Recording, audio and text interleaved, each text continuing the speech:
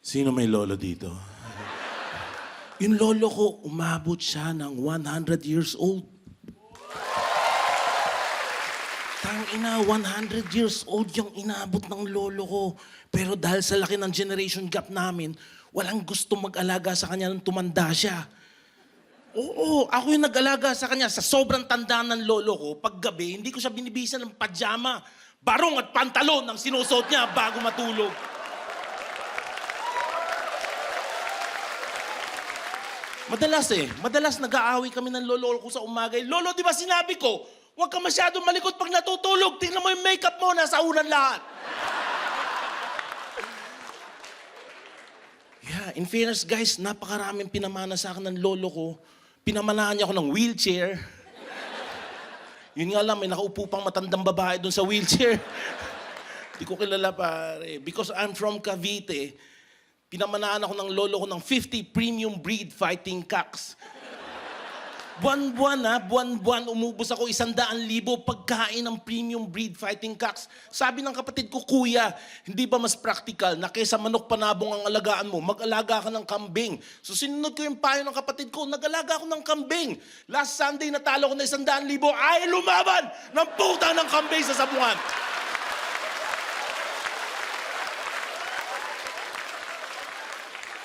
Yeah, alam mo yung lolo ko, 100 years old yung inabot niya.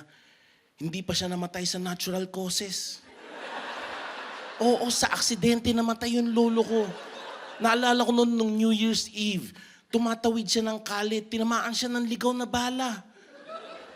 8 times, 3 beses sa ulo, 5 sa dibdib.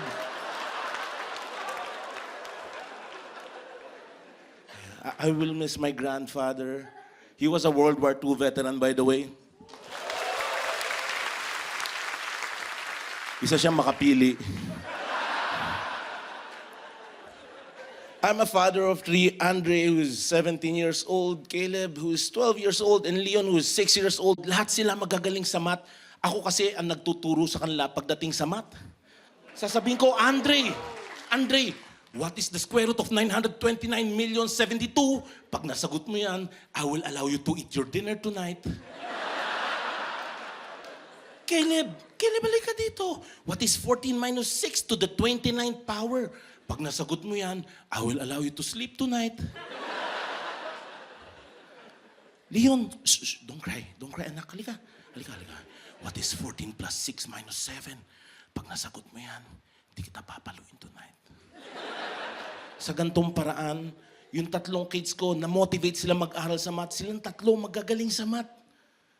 I used to have 4 kids, by the way.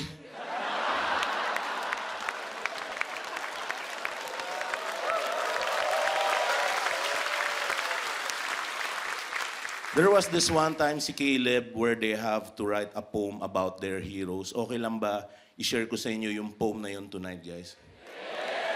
Ang pamagat ng poem is, My Daddy is the Best. I know.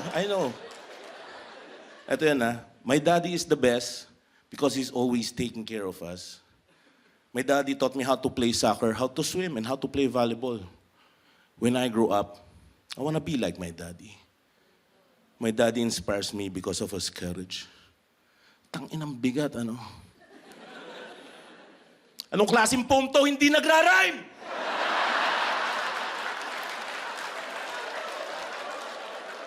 Tsaka kasi nagturo sa kanya mag-volleyball at basketball, putan, hindi ako yun eh. Pero sino dito may mga anak na lalaki? Anyone here may anak na lalaki? Di ba? Anong pinakamalaking problema kapag merong anak na lalaki? Tayo na laging mapanghi yung CR.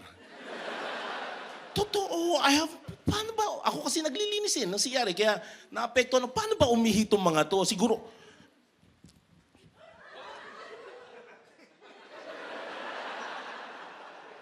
yung putang na inidoro na andito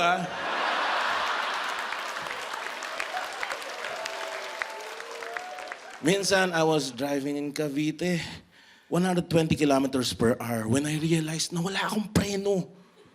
Wala akong preno. Tapos nakikita ko may tumatawid na batang nasa wheelchair, around 16 years old. I bet you hindi pa siya adult, batang babae na nasa wheelchair. Anong pinaka-logical na pwede mong gawin doon? Kung alam mo mababangga mo siya, banggain mo yung pinakamalapit na poste. Ang problema, yung pinakamalapit na poste, may matandang lalaki na nag-aabang. I feeling ko he's around 80 years old. Makisig pa siya. Ngayon, ito yung naging dilema ko. Sino sa kanilang dalawa yung babanggain ko? Yung batang babae, 16 years old, but let's admit it, nasa wheelchair siya. It's a little bit challenging, di ba? Or, yung naandun sa poste, na 80 years old, marami na siya na-experience sa buhay niya, pero alam niyo, makisig pa siya, malakas pa siya. Feeling ko, nag-aalaga pa siya ng apo. So, ang ginawa ko, pumikit ako, nag-isip ako, tapos binangga ako silang parehas kasi hindi pwedeng may witnesses, guys, eh.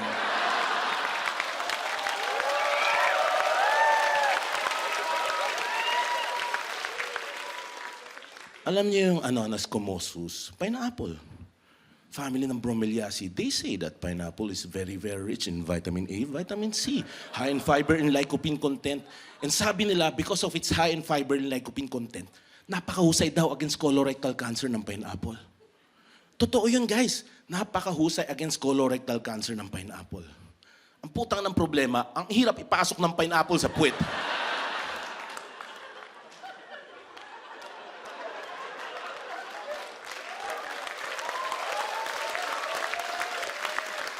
Sinabihan nga ako ni Roger, Moman, bobo ka pala eh. Ba't di ka mag-pineapple tidbits? Tanay ko kayang bobo. Ang hirap kaya magpasok ng dilata sa puwet.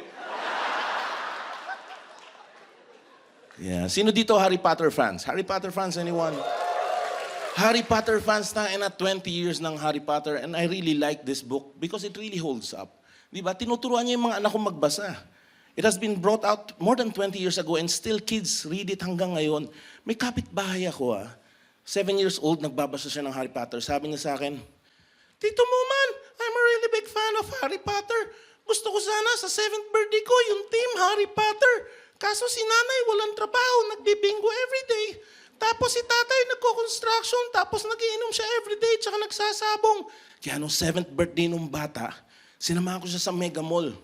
Bumili ako ng trench coat, 600 pesos sa surplus shop. Pumunta ako ng Acevedo Optical, round glasses, 300 pesos. Ace Hardware, bumili kami ng broomstick, 200 pesos. Pumunta kami ng National Bookstore, binili ko siya ng pentel pen for 40 pesos, dinrawangin ako na Z yung ulo niya. Tapos pinatay ko yung parehong magulang niya.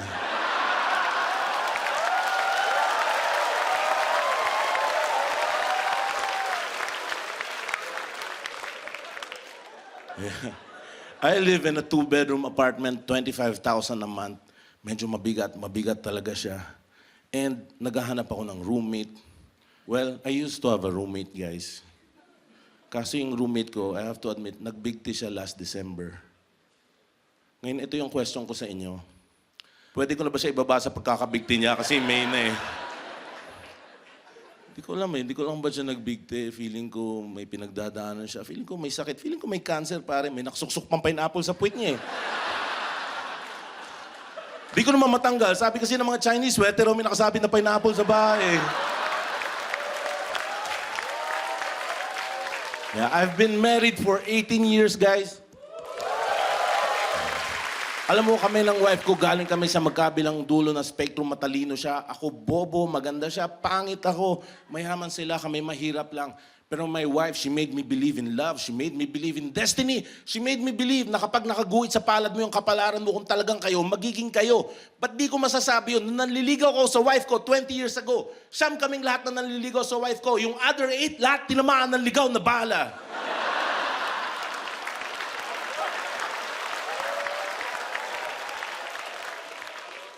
Naalala ko yung lolo ko, sabi niya sa akin, Muman, pag namatay ako, isabog mo ko sa Manila Bay. Kaso di namin siya kinremate eh. So binalutan ko siya ng packaging tape, sinulat ko pusher ako, tapos tinapon ko siya sa Manila Bay. I would like to remind you guys, these are all jokes. I'm a fucking comedian. None of this is true. Hindi totoong tinapon ko yung lolo ko sa Manila Bay. Kasama ko yung lolo ko dito tonight. Ito yung paborito niyang kainin nung nabubuhay pa siya. And kasama ko rin yung lola ko. Nagtitinda siya ng marijuana nung nabubuhay pa siya. Maraming salamat!